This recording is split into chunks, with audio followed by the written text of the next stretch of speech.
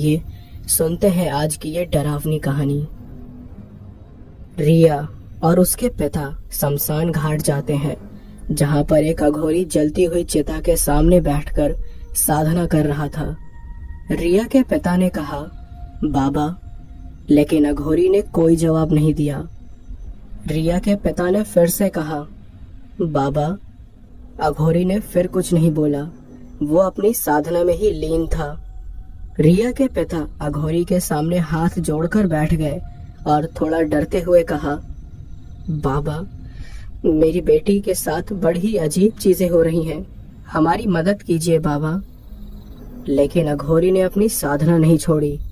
रिया के पिता ने कहा, बाबा, मैं बड़ी आस लेकर आपके पास आया हूँ, मेरी बेटी को अब आप ही बचा सकते हैं, मेरी मदद कीजिए बाबा। रिया के पिता का रोना सुन के अघोरी ने अपनी आंखें खोली और गुस्से से कहा, मूर्ख व्यक्ति, तुझे दिखाई नहीं देता कि मैं साधना कर रहा हूँ? तूने मेरी साधना भंग कर दी। रिया के पिता ने रोते हुए कहा, माफ कर दीजिए बाबा, लेकिन मेरे पास और कोई रास्ता नहीं था। मैं और मेरी बेटी रिया बहुत बड़े संकट में है, कुछ नहीं समझ आ रहा कि क्या करें। अब आप ही कोई उपाय बता सकते हैं, मेरी बेटी की जान बचा लीजिए बाबा। अघोरी ने उनकी बातें सुनी और कहा, क्या बात है, बोलो। रिया के पिता ने रिया की तरफ देखा, जो ना जाने किस दुनिया में खोई हुई थी। उसे देखकर ऐसा लग रहा था जैसे वो चलती फिरती लाश हो। आंखों के नीचे काले धब्बे पड़े हुए थे, पूरा चेहरा पीला पड़ा हुआ था, चेहरे पर कोई भाव दिखाई नहीं दे रहा था और उसके हाथ पैर जंजीर से बंधे हुए थे। रिया के पिता ने कहा, ये मेरी बेटी रिया है, पता नहीं इसे क्या हो गया है। ये बचपन से ही बड़ी चंचल और मेहनती थी, लेकिन पिछले कुछ दिनों से बड़ी अजीब हरकतें कर रही है। 2 दिन पहले इसने अपनी माँ पर हमला कर दिया और कल रात तो इसने अपनी जान देने की भी कोशिश की। हमने डॉक्टर को भी दिखाया, लेकिन उन्होंने कहा कि इसे दिमाग के डॉक्टर की जरूरत है। पर इसकी हरकतें देखकर मुझे शक है कि ये जरूर किसी के वश में है, इसलिए मैं इसे आपके पास ले आया। अब आप ही बताइए कि इसे क्या हुआ है बाबा। तो अघोरी ने रिया की ओर देखा और कहा, इधर आओ। लेकिन रिया अपनी जगह पर ही खड़ी हुई थी। अघोरी ने दोबारा कहा, मैंने कहा ना, इधर आओ। लेकिन रिया अभी भी अपनी जगह से नहीं हिली। फिर उसके पिता उसका हाथ पकड़कर उसे अघोरी के सामने लेकर आए। अघोरी ने उसके माथे पर अपना हाथ रखा और अपनी आंखें बंद करके कुछ मंत्र पढ़े। रिया उसे चुपचाप बैठे घूरे जा रही थी। कुछ देर बाद अघोरी ने अपनी आंखें खोली। रिया के पिता ने कहा, क्या हुआ बाबा? अघोरी ने कहा, इसे कल इसी वक्त वापस यहाँ लेकर आना। तो रिया के पिता ने कहा, कल क्यों बाबा, आज क्या हुआ? रिया ठीक तो हो जाएगी ना? लेकिन अघोरी ने कुछ नहीं कहा, वो वापस अपनी साधना में लीन हो गया। तो रिया के पिता ने कहा, रिया, चल बेटा, घर चल। उन्होंने रिया का हाथ पकड़ा और उसे वापस घर ले गए। रिया और उसके पिता एक छोटे से गांव में रहा करते थे। दोनों अपने घर पहुंचते हैं, जहां रिया की माँ भागी भागी रिया के पास आती है और नम आंखों के साथ कहती है, रिया के बाबा, क्या हुआ रिया को? क्या कहा अघोरी बाबा ने? ये ठीक तो हो जाएगी ना? रिया के पिता ने कहा, उन्होंने कल फिर से शमशान बुलाया है, आज कुछ बताया नहीं। रिया उस वक्त भी चुपचाप खड़ी रहती है। उसकी माँ उसके गालों पर हाथ फेरती है और कहती है, क्या हो गया है मेरी बच्ची को? अचानक किसकी नजर लग गई? रिया के पिता ने कहा, तुम चिंता मत करो, मुझे पूरा भरोसा है अघोरी बाबा पर, वो हमारी बेटी को बिल्कुल ठीक कर देंगे। फिर वो लोग रिया को उसके कमरे में ले जाते हैं और उसे पलंग पर सुलाकर उसके हाथ पैर बांध देते हैं। इसके बाद वो दोनों रिया को कमरे में अकेला छोड़कर ही चले जाते हैं। दोस्तों, ये कहानी शुरू होती है आज से करीब 20 साल पहले, जिस दिन रिया का जन्म होता है।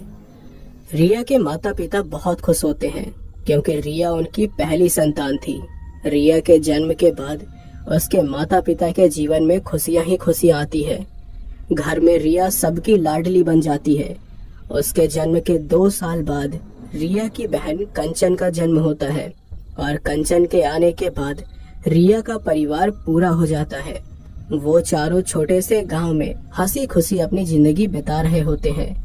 रिया बचपन से ही बड़ी मेहनती और चंचल होती है, जिस वजह से सब उसे बहुत प्यार करते हैं।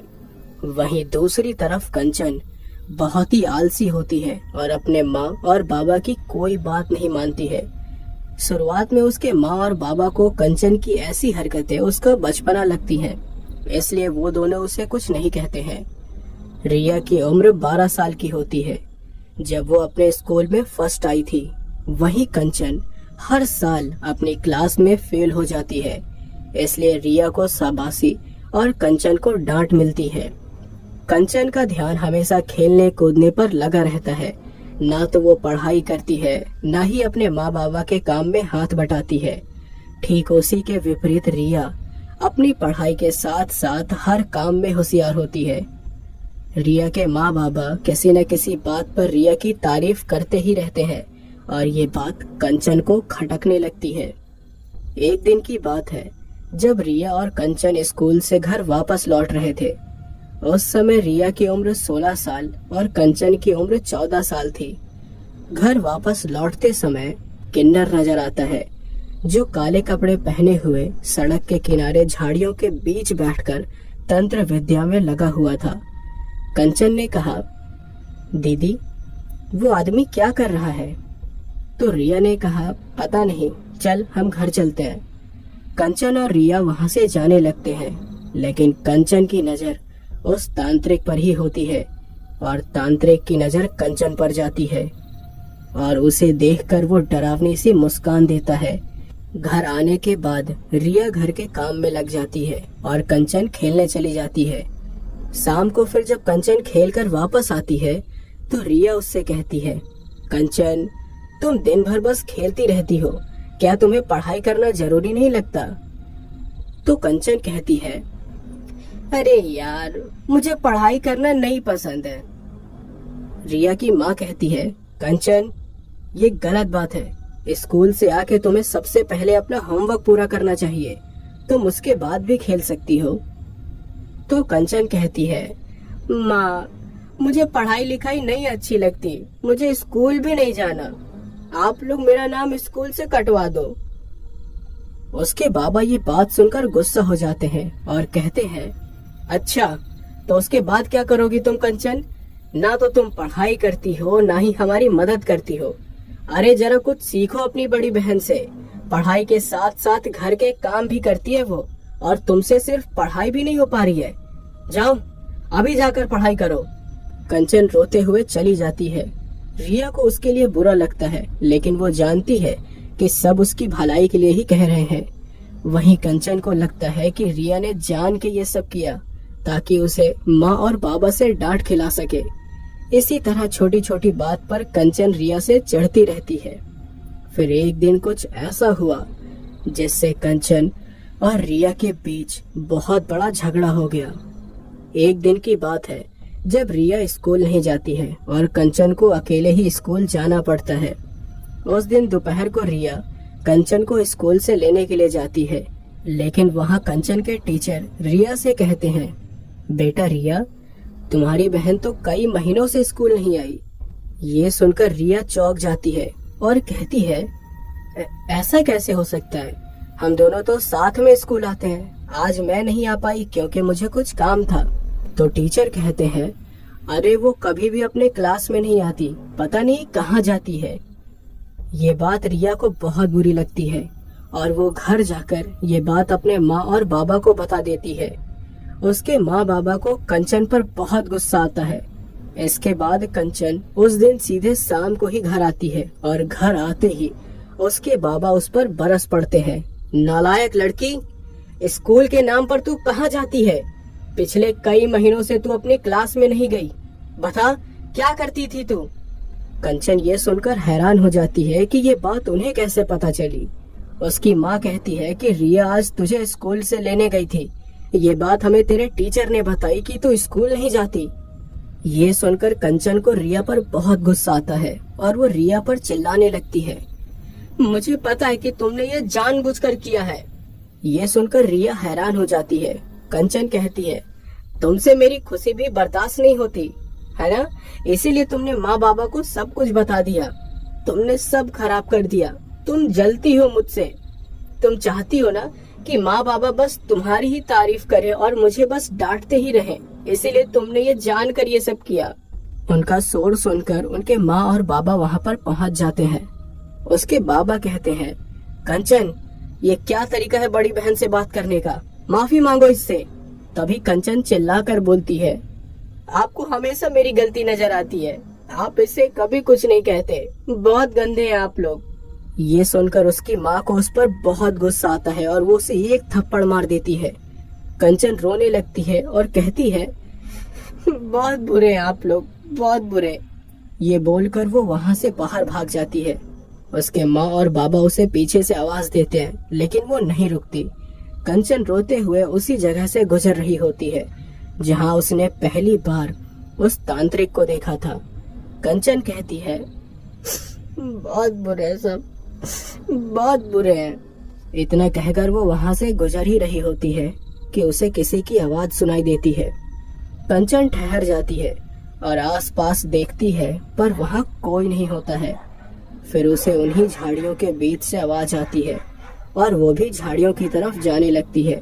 थोड़ा अंदर जाने के बाद कंचन को एक बड़े से पेड़ के नीचे तांत्रिक बैठा हुआ दिखाई देता है। उस तांत्रिक ने सामने आग जला रखी थी। दरअसल वो एक किन्नर तांत्रिक था और उसके आसपास बहुत सारी गुड़िया रखी हुई थी। तांत्रिक के ठीक सामने एक पुस्तक रखी थी जिसे देखकर वो कुछ मंत्र पढ़ रहा था। कंचन देखती है कि वो तांत्रिक कपड़े से बने एक गुड़िया को पकड़ता है और उस पर कुछ मंत्र फूंकता है। फिर जब वो उस गुड़िया के हाथ को जोर से दबाता है तो उसमें से खून निकलने लगता है। फिर वो उस गुड़िया को आग में झोंक देता है। कंचन को लगता है कि वो तांत्रिक कोई जादूगर है, इसलिए वो उस जादू को पास से देखने के लिए उसके पास भाग जाती है। तांत्रिक कंचन की तरफ बिना देखे बोलता है, मुझे पता था कि तुम जरूर आओगी। और फिर वो बड़ी बड़ी आंखों से उसे देखता है और कंचन उसकी आंखें देखकर डर जाती है। वो थोड़ा डरते हुए कहती है, मुझे वो फिर से जादू देखना है। तो तांत्रिक अपनी डरावनी आवाज में कहता है, तुम्हें ये जादू सीखना है?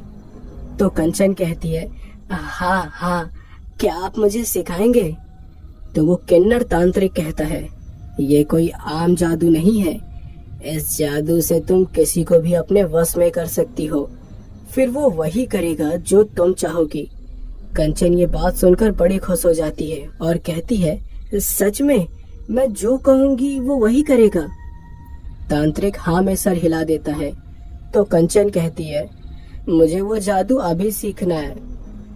तो तांत्रिक कहता है, ये जादू तुम इतनी जल्दी नहीं सीख सकती, इसे सीखने के लिए तुम्हें बहुत समय लगेगा। तुम ये जादू सीखना चाहती हो ना? तो कंचन हाँ कहती है।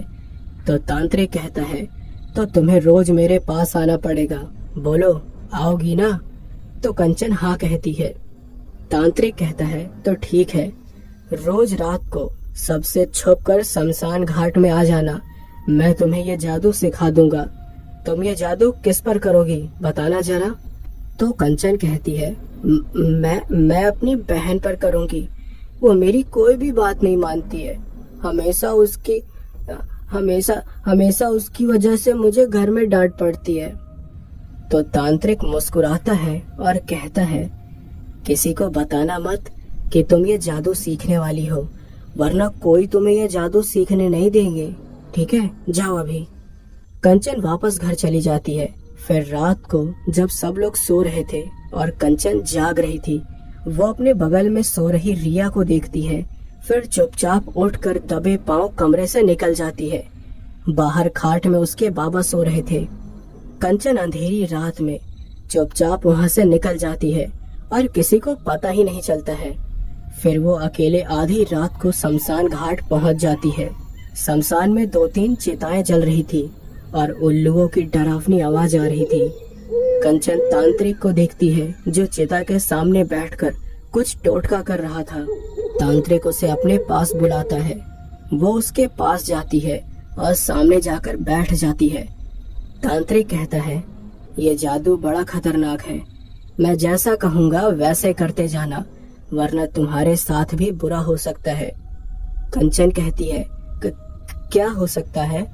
तो तांत्रिक ने कहा, ये जादू काली शक्तियों का जादू है। इसे सीखना हर किसी के बस की बात नहीं है। काला जादू करने के लिए तुम्हें सारी बुरी ताकतों को अपनी मुट्ठी में करना होगा और इसके लिए घोर साधना करनी होगी। बोलो, करोगी ना? कंचन उसकी बातों से डर जाती है और उठ के जाने वाली होती है, लेकिन तांत्रिक उसका हाथ पकड़ लेता है और कहता है, अरे अरे, डरो मत। मैं जैसा कहूँगा बस वैसे करते जाना, कुछ नहीं होगा तुम्हें। एक बार तुमने यह जादू सीख लिया तो तुम अपनी बहन से जो चाहे करवा सकती हो, उसके साथ जो चाहे कर सकती हो। तुम्हें वो पसंद नहीं है ना? वो तांत्रिक कंचन को रिया के नाम से भड़काने की कोशिश करता है और कंचन मान भी जाती है। तो तांत्रिक कहता है, अब मैं तुम्हें रोज ये जादू सिखाऊंगा। अपनी आंखें बंद करो और जब तक मैं ना कहूँ आंखें मत खोलना।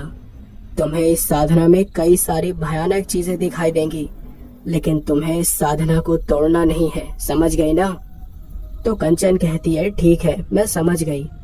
तांत्रिक फिर एक बड़े से कटोरे में कुछ चीजें डालकर उसमें आग जलाता है और कहता है, अपनी आंखें बंद करो। कंचन अपनी आंखें बंद कर लेती है। फिर तांत्रिक मंत्र बोलना शुरू करता है।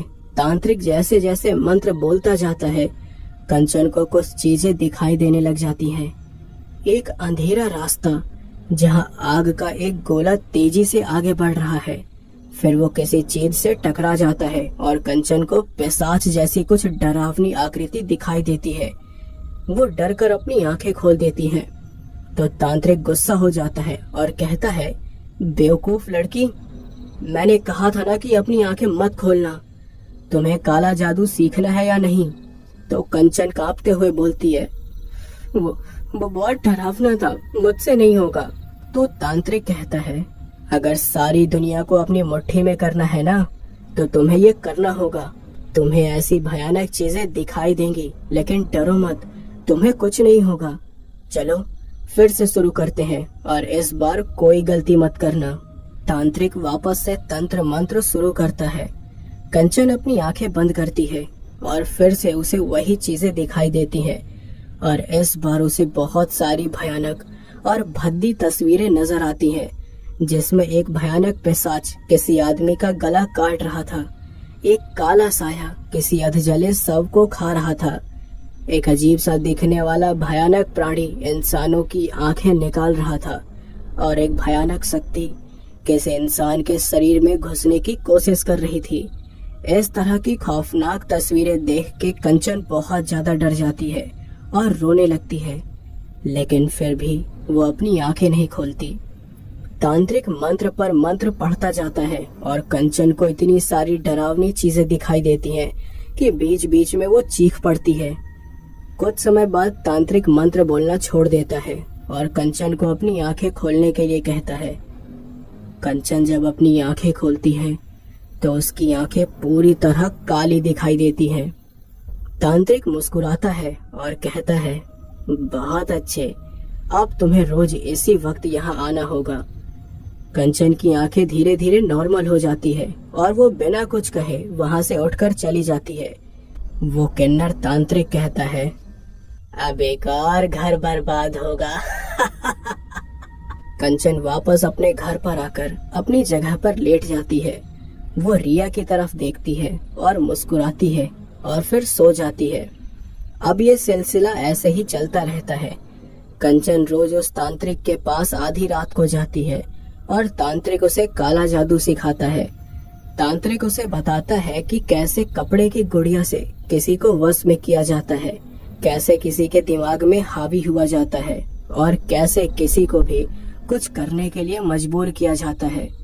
ऐसे ही 4 साल बीत जाते हैं और देखते ही देखते कंचन काला जादू करने में माहिर हो जाती है।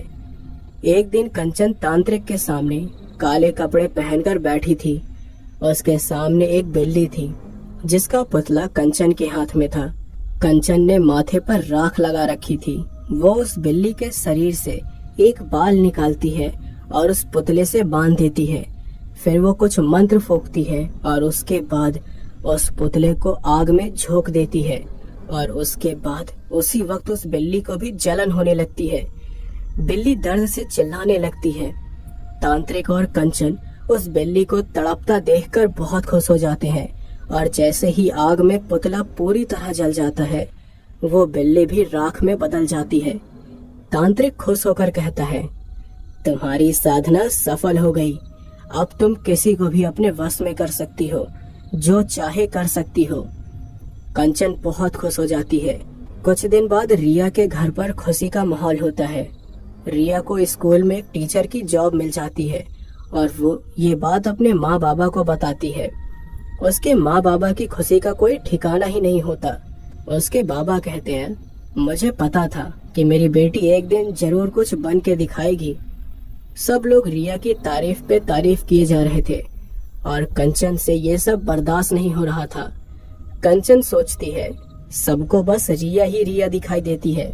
मेरे साथ तो ये ऐसा बर्ताव करते हैं जैसे मैं यहाँ हूँ ही नहीं। लेकिन अब रिया की जिंदगी में कोई खुशी टिकने नहीं दूंगी। रिया जल्द ही स्कूल में बच्चों को पढ़ाने लगती है और जल्दी ही सबकी चहेती बन जाती है। उसकी क्लास के बच्चे शांति से उसकी बात सुनते हैं, जिससे स्कूल के प्रिंसिपल भी रिया से काफी खुश होती है। जल्द ही रिया को तरक्की मिल जाती है और वो स्कूल की हेड टीचर बन जाती है। उसकी कामयाबी और होशियारी के चर्चे गांव भर में होने लगते हैं और गांव के जमींदार के बेटे का रिश्ता रिया के लिए आता है। रिया के माता पिता बड़े खुश हो जाते हैं, लेकिन कंचन के मन में रिया के लिए और भी नफरत बढ़ जाती है, क्योंकि वो बचपन से ही जमींदार के बेटे को पसंद करती थी। और फिर एक दिन जमींदार रिया के घर आते हैं और कहते हैं, मेरा बेटा अपनी पढ़ाई पूरी करके 2 महीने बाद शहर से लौट रहा है। हम 2 महीने बाद अपने बेटे से आपकी बेटी रिया की शादी करा देंगे। ये सुनकर सब मान जाते हैं। कंचन सोचती है, ये शादी मैं नहीं होने दूंगी। एक रात रिया और कंचन कमरे में सो रहे थे और बाहर उल्लुओं की आवाज सुनाई दे रही थी। कंचन की आंखें अचानक खुल जाती हैं और वो रिया की तरफ देखती है। रिया गहरी नींद में सो रही थी। कंचन उठकर एक कैंची लेती है और रिया के पास आती है। वो नफरत और बदले की आग में रिया को घूर रही थी। फिर वो धीरे से रिया के थोड़े से बाल काटती है और बालों को देखकर अजीब तरीके से मुस्कुराती है। इसके बाद कंचन गांव के तालाब के किनारे जाती है, जहां पर एक छोटी सी झोपड़ी होती है। कंचन उस झोपड़ी में जाती है। उस झोपड़ी में जमीन पर एक गोल घेरा बना हुआ था और उसके चारों तरफ काले जादू करने की चीजें रखी हुई थी। कंचन के हाथ में रिया के बाल थे और दूसरे हाथ में रिया की तरह दिखने वाला पुतला था। वो जमीन पर बैठ जाती है और पुतले को गोल घेरे के बीच में रखकर एक किताब निकालती है। उस किताब के कुछ पन्ने पलटकर वो मंत्र पढ़ने लगती है और फिर उस पुतले में रिया के बाल बांध देती है। उधर रिया को बहुत अजीब सा महसूस होने लगता है। वो इधर से उधर करवट लेने लगती है। घर के बाहर कुत्ते के भौंकने की आवाजें आती हैं। अचानक रिया को लगता है कि कोई उसके ऊपर बैठा हुआ है। रिया तुरंत अपनी आंखें खोलती है तो उसे एक अधजली लाश उसके ऊपर बैठी दिखाई देती है। रिया उसे देखकर बहुत ज्यादा डर जाती है और जोर से चिल्लाती है, बाबा। रिया तुरंत पलंग से उतर जाती है, लेकिन ये देखकर हैरान हो जाती है कि कमरे में कोई नहीं है। उसके बाबा उसके कमरे में आते हैं और पूछते हैं, क्या हुआ रिया, तुम ठीक तो हो? रिया को डर के मारे पसीने आने लगे थे। उसकी सांसें भी बहुत तेज हो गई थी। रिया कहती है, हाँ बाबा, मैं ठीक हूँ, शायद कोई बुरा सपना देखा था। उसके बाबा ने कहा, कोई बात नहीं बेटा, तुम सो जाओ। फिर वो चले जाते हैं। रिया सारे कमरे में देखती है, लेकिन उसे कोई दिखाई नहीं देता और डर के मारे उसका ध्यान इस बात पर भी नहीं जाता कि कंचन वहां पर नहीं है। रिया डरते डरते सो जाती है और कंचन वापस कमरे में आती है। वो रिया को देख के मुस्कुराती है और चुपचाप सो जाती है। अगले दिन रिया जब सो के उठती है तो उसके सर में बहुत दर्द होता है और वो दर्द उसके बर्दाश्त से बाहर था। रिया अपनी माँ को बुलाती है और कहती है, माँ, मेरे सिर में बहुत ज्यादा दर्द हो रहा है। तो उसकी माँ कहती है, बेटा रिया, आज तो स्कूल मत जा, घर पर ही रहे, आराम कर, मैं डॉक्टर को बुला देती हूँ। उसकी माँ डॉक्टर को बुलाकर लाती है और डॉक्टर रिया को कुछ दवाइयाँ देते हैं, लेकिन उन दवाइयों से भी रिया को दर्द में राहत नहीं मिलती। वो रो रो कर कहती है, माँ, मेरा सिर दर्द से फटा जा रहा है, माँ, मुझसे बर्दाश्त नहीं हो रहा।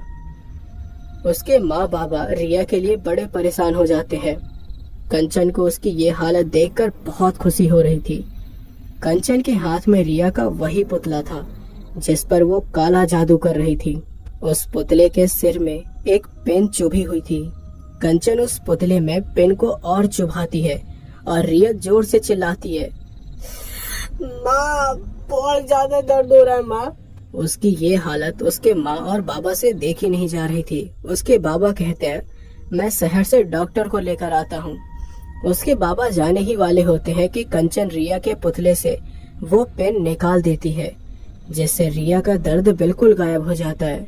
रिया कहती है, नहीं बाबा, नहीं, अब मेरा सर दर्द नहीं हो रहा है। तो उसकी माँ कहती है, बेटा रिया, अभी तो तुझे इतना दर्द हो रहा था और अभी तू कह रही है कि दर्द गायब हो गया। तो रिया ने कहा, हाँ हाँ माँ, अब बिल्कुल दर्द नहीं हो रहा है, शायद डॉक्टर की दवाई काम कर गई। तो उसके बाबा कहते हैं, चलो अच्छी बात है, हम तो डर ही गए थे। इसके बाद सब अपने अपने काम में लग जाते हैं और रिया भी स्कूल चली जाती है, ये कहकर कि अब उसे अच्छा महसूस हो रहा है। लेकिन कंचन का मन इतने में ही नहीं भरता है। वो रिया के पीछे पीछे स्कूल चली जाती है। रिया अपनी क्लास में बच्चों को पढ़ा रही थी और सारे बच्चे शांति से पढ़ रहे थे। कंचन क्लास की खिड़की से रिया को देख रही थी। फिर वो रिया के पुतले पर कुछ मंत्र पढ़ के फूंकती है और रिया पढ़ाते पढ़ाते अचानक रुक जाती है। वो बच्चों की तरफ देखती है। उसके चेहरे पर कोई भाव नजर नहीं आते, जैसे कि वो किसी के वश में हो गई हो। रिया अपनी क्लास के बच्चों को कहती है, सुनो, इधर आओ, ये सवाल हल करके बताओ। उसमें से एक बच्चा सामने आता है और सवाल हल करने लगता है, लेकिन उसका जवाब गलत होता है। तो रिया कहती है, गलत जवाब, अब सजा मिलेगी, अपना हाथ आगे करो। बच्चा डरते हुए अपने हाथ आगे करता है और फिर रिया उस बच्चे की हाथ को स्केल से जोर जोर से मारती रहती है। उसका ये रूप देखकर सारे बच्चे डर जाते हैं, क्योंकि पहली बार रिया ने किसी बच्चे पर हाथ उठाया था। उस बच्चे के हाथ से खून आने लगता है और वो बच्चा दर्द के मारे लगातार रोए जा रहा था, लेकिन रिया ने उसे मारना बंद नहीं किया। और उस दिन प्रिंसिपल ने रिया को अपने कैबिन में बुलाया और उस बच्चे को इतनी बुरी तरह मारने के लिए फटकार लगाई। प्रिंसिपल ने रिया से कहा, जिस बच्चे को तुमने मारा है उसके माता पिता ने हमें चेतावनी दी है कि अगर हमने तुम्हें स्कूल से नहीं निकाला तो वो पुलिस में रिपोर्ट लिखा देंगे, और मैं नहीं चाहती कि मेरे स्कूल की बदनामी हो, इसलिए तुम्हें अभी इस स्कूल से निकाल रही हूँ, तुम जा सकती हो। रिया कुछ कह भी नहीं पा रही थी, क्योंकि रिया को समझ नहीं आ रहा था कि उसने कब और कैसे कर दिया, क्योंकि उसे कुछ भी याद नहीं था। रिया वहाँ से रोते हुए अपने घर आ गई। स्कूल में जो कुछ भी हुआ उसके बारे में उसके माँ और बाबा को भी पता चल गया, और वो लोग हैरान थे, क्योंकि रिया कभी भी ऐसा नहीं करती है। वहीं कंचन इस बात से खुश थी कि रिया को स्कूल से निकाल दिया गया है। उसके बाद रिया घर पर ही रहने लगती है। उसकी तबीयत दिन ब दिन खराब हो जाती है। उसके माँ और बाबा को उसकी चिंता लगी रहती है। एक रात जब रिया अपने कमरे में सोई हुई थी, तब कंचन वापस से उस झोपड़ी में जाती है और रिया के पुतले पर टोटका करती है। रिया की नींद तुरंत खुल जाती है और वो उठकर बैठ जाती है। फिर रिया अपने कमरे से बाहर निकलती है और उसी झोपड़ी की तरफ जाती है जहाँ पर कंचन काला जादू कर रही थी। रिया चुपचाप कंचन के सामने जाकर बैठ जाती है। कंचन अपनी किताब के कुछ पन्ने पलटकर उसके ऊपर कुछ मंत्र फूंकती है और उसे खाने के लिए कुछ देती है। रिया उसके वश में थी, इसलिए वो बिना कुछ कहे वो चीज खा लेती है। उसके बाद रिया को कुछ होने लगता है। उसे सांस लेने में परेशानी होती है और वो अपना सिर पकड़कर बैठ जाती है और आंखें जोर से बंद कर लेती है। फिर जब वो नॉर्मल हो जाती है और अपनी आंखें खोलती है तो उसकी आंखें बिल्कुल काली हुई दिखाई देती हैं।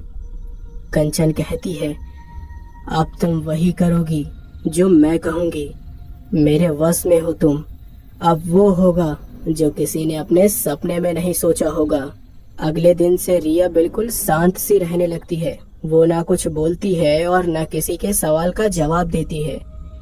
उस दिन उसके बाबा ने गृह शांति के लिए घर में पूजा रखवाई थी।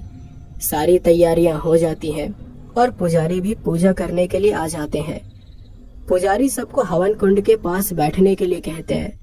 रिया के माँ, बाबा और कंचन बैठ जाते हैं, लेकिन रिया हवन कुंड के पास नहीं आती है। तो उसके बाबा कहते हैं, रिया बेटा, अरे जल्दी आ, देर हो रही है। लेकिन रिया दूर खड़ी रहती है।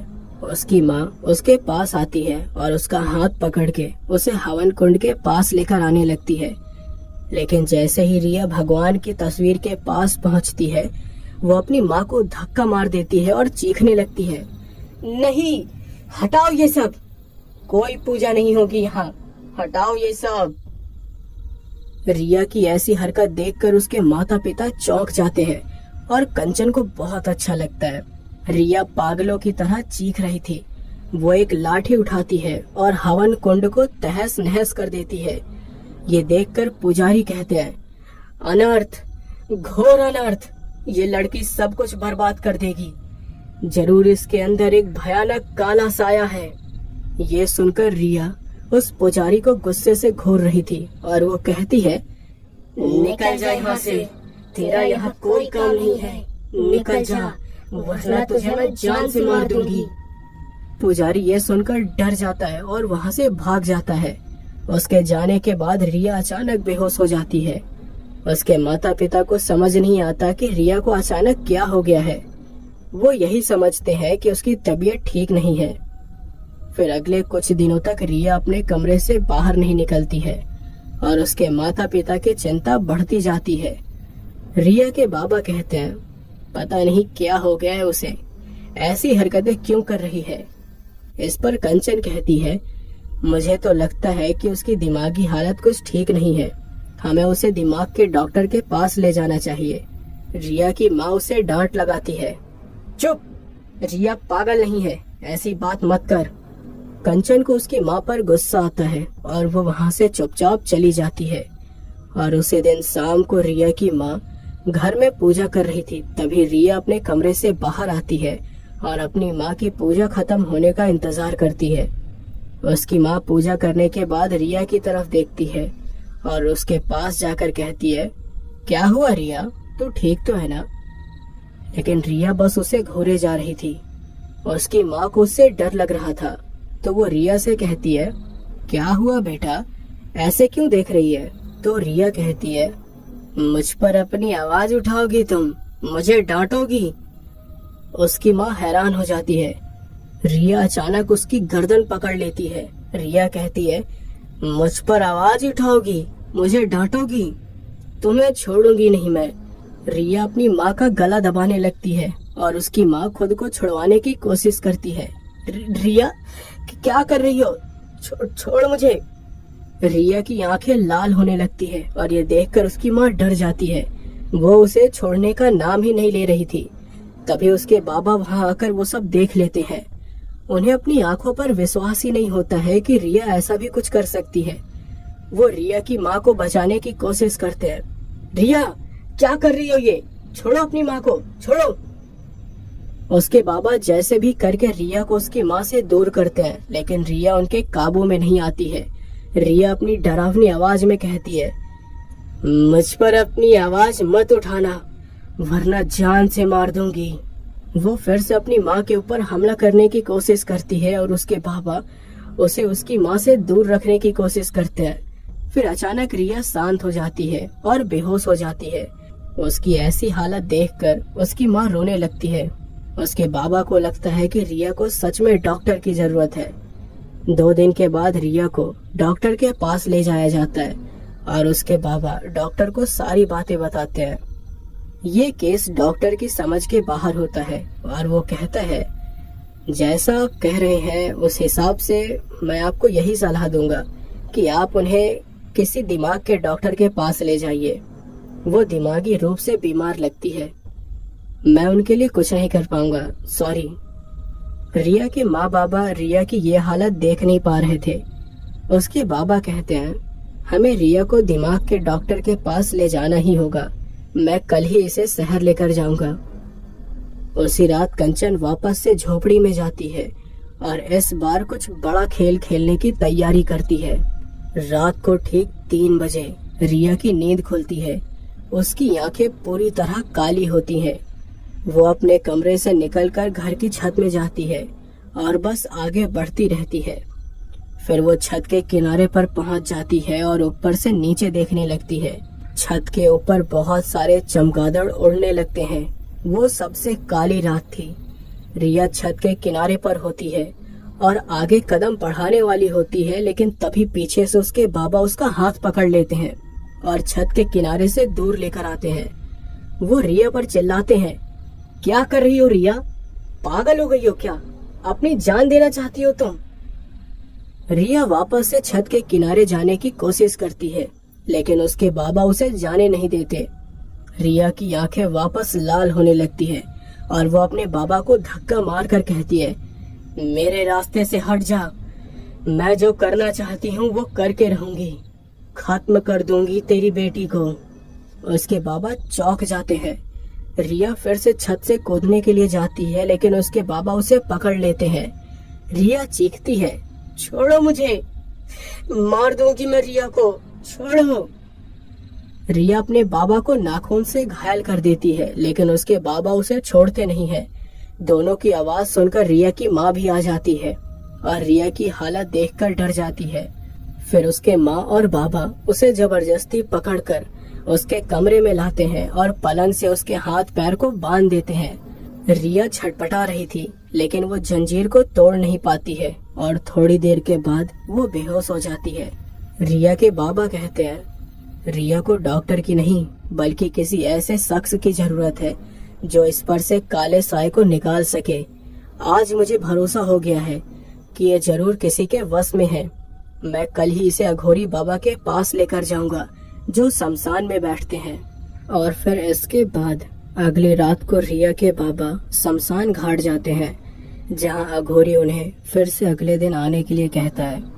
अगले दिन रिया के माँ और बाबा उसे लेकर शमशान घाट जाते हैं, जहां वही अघोरी बैठकर कुछ तैयारियां कर रहा था। रिया के बाबा ने कहा, बाबा आपने हमें आज आने के लिए कहा था। तो अघोरी ने कहा, रिया को इस गोल घेरे में बैठा दो। रिया को उस गोल घेरे में बैठा दिया जाता है जो अघोरी ने बनाया था। फिर अघोरी उसके चारों तरफ कटे हुए नींबू रखता है और कुछ मंत्र पढ़ने लगता है। उसके बाद रिया के माँ बाबा देखते हैं कि जो कटे हुए नींबू थे उसके अंदर से बिल्कुल काला पानी सा निकलने लगता है। अघोरी कहता है, बहुत ही बड़ी शैतानी ताकत का साया है आपकी बेटी पर, वो इसे जीने नहीं देगा। कोई है जो आपकी बेटी पर काला जादू कर रहा है और उस वजह से इस काले साये ने आपकी बेटी के शरीर में प्रवेश कर लिया है। रिया के माँ बाबा घबरा जाते हैं। रिया के बाबा कहते हैं, कौन है वो बाबा? कौन कर रहा है ये सब और क्यों? मेरी बेटी ने तो कभी किसी के साथ कुछ गलत नहीं किया। अघोरी अपनी आंखें बंद करता है और देखता है कि ये सब कौन कर रहा है। फिर वो बताता है कि ये सब करने वाला कोई और नहीं बल्कि आपकी अपनी बेटी कंचन है। ये सुनकर रिया के माता पिता दंग रह जाते हैं। उन्हें अपनी कानों पर यकीन नहीं होता है। ये सुनकर रिया की माँ कहती है, नहीं, वो नहीं कर सकती। कंचन को तो ये सब आता भी नहीं है और वो अपनी बड़ी बहन के साथ ये सब क्यों करेगी? अघोरी रिया के माता पिता को सारी बात बताता है कि कैसे कंचन बचपन से रिया को नापसंद करती थी और उससे बदला लेने के लिए किन्नर तांत्रिक से काला जादू सीखने लगी थी। ये सब जानकर रिया के माता पिता खुद को कोसने लगते हैं। सब हमारी गलती है, हमने कभी कंचन पर ध्यान ही नहीं दिया। तो रिया के बाबा कहते हैं, बाबा मेरी बेटी को बचा लीजिए, कोई तो उपाय होगा। तो अघोरी कहता है, उपाय तो है, लेकिन रिया को बचाने के लिए आपको अपनी दूसरी बेटी की कुर्बानी देनी होगी। रिया के माँ बाबा के लिए ये बहुत बड़ा झटका था। रिया की माँ कहती है, नहीं बाबा, मैं अपनी किसी भी बेटी को खोना नहीं चाहती, दोनों की जिंदगी मुझे बहुत प्यारी है, आप कुछ कीजिए ना। तो अघोरी ने कहा, जिस किन्नर तांत्रिक ने आपकी बेटी को काला जादू सिखाया, उसने उसे ये नहीं बताया कि जिस दिन उसका ये काला जादू टूटेगा उसकी मौत भी हो जाएगी। अब ये आपके ऊपर है कि आप अपनी किस बेटी की जिंदगी चाहते हैं। अगर आप कंचन को चुनोगे तो रिया को मार कर ही रहेगी वो। रिया के माता पिता के सामने बहुत बड़ी समस्या थी कि वो किसी एक बेटी को ही चुन सकते हैं। रिया के बाबा अपने सीने पर पत्थर रख कर कहते हैं, बाबा आप रिया को बचा लीजिए। अघोरी कहता है, ठीक है, आप मुझे कंचन की कोई चीज ला कर दीजिए। थोड़ी देर के बाद रिया के पिता उन्हें कंचन का कपड़ा ला कर देते हैं और अघोरी आग जलाकर पूजा शुरू कर देता है। रिया के माँ और बाबा हाथ जोड़कर बैठे थे। दूसरी तरफ कंचन को कुछ अजीब सा महसूस होता है। वो झोपड़ी में बैठकर रिया पर टोटका कर रही थी, लेकिन उसका कोई भी टोटका रिया पर नहीं चलता। इधर रिया को भी कुछ होने लगता है, उसके शरीर से काला धुआं बाहर निकलने लगता है। कंचन चिल्लाती है, नहीं, ये नहीं हो सकता, क्या हो रहा है ये। रिया उस गोल घेरे से बाहर निकलने की कोशिश करती है, लेकिन उस घेरे के चारों तरफ आग लग जाती है। फिर अघोरी कंचन के कपड़े को आग में डाल देता है और कंचन और रिया साथ में जोर से चिल्लाते हैं। रिया के शरीर से काला साया निकलने लगता है और कंचन का शरीर जलने लगता है। रिया के माता पिता की आंखें नम हो जाती हैं उसकी ऐसी हालत देखकर। रिया के शरीर से काला साया निकल जाता है और वो जोर से चिल्लाती है। उधर कंचन की भी जान निकल जाती है। रिया बेहोश होकर वहीं पर गिर जाती है और अघोरी मंत्र पढ़ना बंद कर देता है।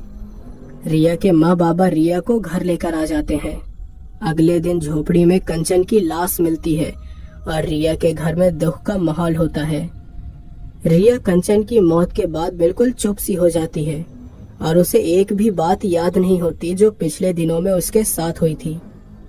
कुछ दिन बाद सब कुछ पहले जैसा होने लगता है। रिया भी बिल्कुल ठीक हो जाती है। फिर कुछ दिनों के बाद जमींदार का बेटा भी गांव आ जाता है और उसके साथ रिया की शादी बड़ी धूमधाम से होती है। फिर रिया और उसका परिवार हंसी खुशी रहता है। दोस्तों, आई होप आपको ये कहानी जरूर पसंद आई होगी। यार मेरी तबीयत भी ठीक नहीं है, लेकिन फिर भी आप लोगों के लिए मैं स्टोरी रिकॉर्ड कर रहा हूँ ताकि आप लोगों को ये लगे कि हाँ यार सूरज भाई कंटिन्यू स्टोरी अपलोड कर रहे हैं। तो प्लीज यार स्टोरी जैसी भी लगे कमेंट करके बताना और अपना सपोर्ट बनाए रखना और जितना हो सके यार इस वीडियो को शेयर करो। इस कहानी को सुनाने का मकसद बस यही है कि यार हमें किसी से भी कोई जलन या बैर नहीं रखना चाहिए। तो दोस्तों, आप लोगों से जितना हो सके अपने फैमिली और अपने दोस्तों के साथ शेयर करो ताकि वो ये ऐसी गलती ना कर सके। तो चलिए मिलते हैं आपसे अगली वीडियो में, तब तक के लिए गुड नाइट।